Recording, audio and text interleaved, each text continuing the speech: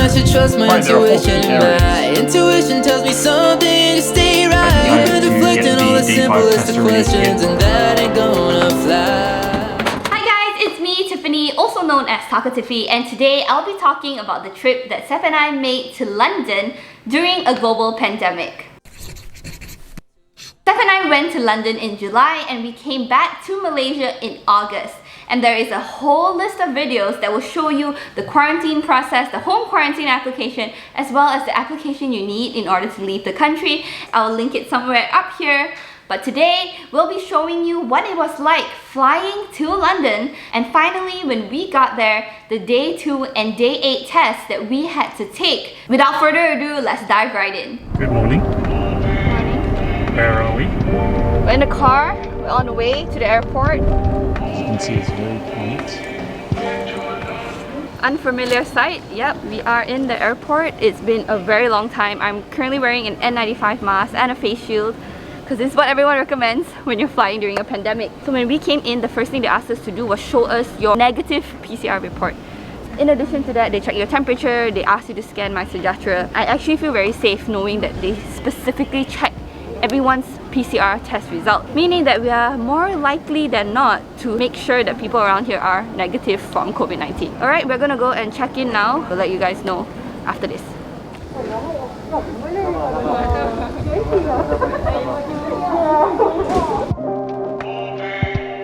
Okay, we passed the first immigration point. Hill, shops all closed.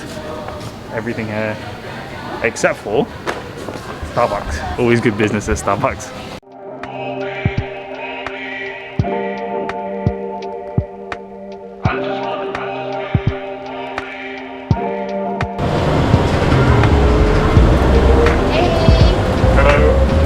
Here's my favourite part of KLIA. We got a whole train to ourselves!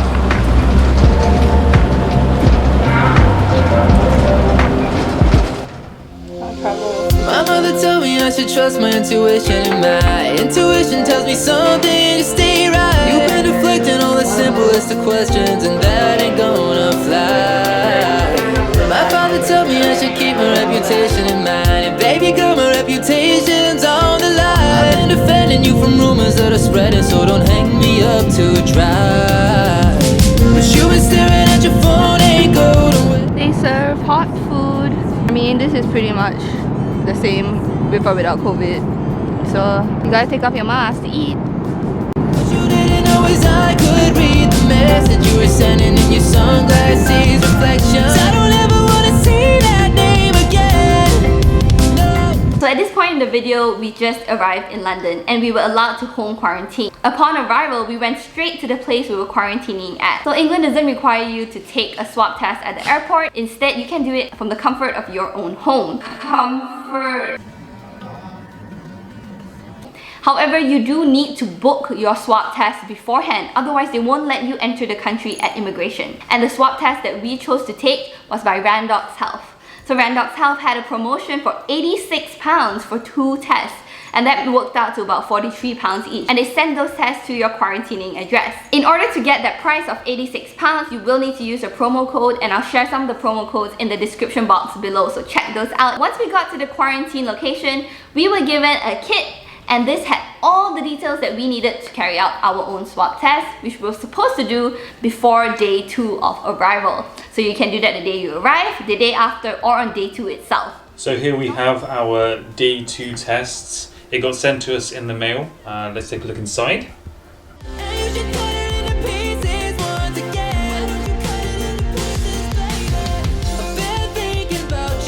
Right, there are 4 key areas. Number 1, collect. Number 2, register. Number 3, pack. Then number 4, return your sample. So, collection stage. You gotta wash your hands, open the package containing the swab. Then you swab your mouth first. Tonsils and then back of the throat, followed by your nose. Same swab, throat and nose. That's questionable. And then we put the same one in the nose. After that, put your sample in the tube and wash hands again. That's it. Once you've done that, you register your kit online using a special code that they give you, following which you pack the sample in everything that they've provided to you. After this, it goes into the pathogen sealing bag and you send it off. Pretty straightforward. I'm just not too keen on this throat and nose business. When you're in quarantine, there will be an officer that will call you every single day just to make sure that number one, you are aware that if you break quarantine, you are committing a crime.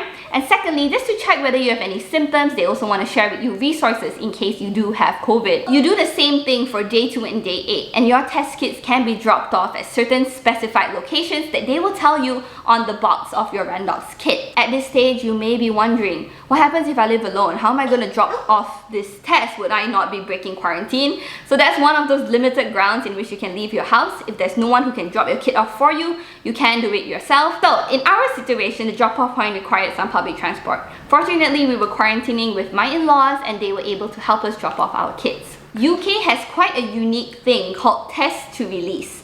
Test to release is a test that you can take on day 5 of quarantine, allowing you to test and then get released if you do not have COVID. So this will be the same process again. You can order a test in the mail, or you can even go to a clinic that offers this specific test to release. Please bear in mind that any NHS clinic will not do. You do need to find a specific provider that does allow test to release. Right. So today is day 5 since Tiffany and I arrived, and I decided to get the day 5 test to release kit, which means that if this comes back negative, I can then leave my quarantine early instead of after 10 days. Got it from Randox again. This is what it looks like. Really similar, except it doesn't say day 2 on it, or day 5 in this case. Pretty much the standard stuff, exactly the same things inside.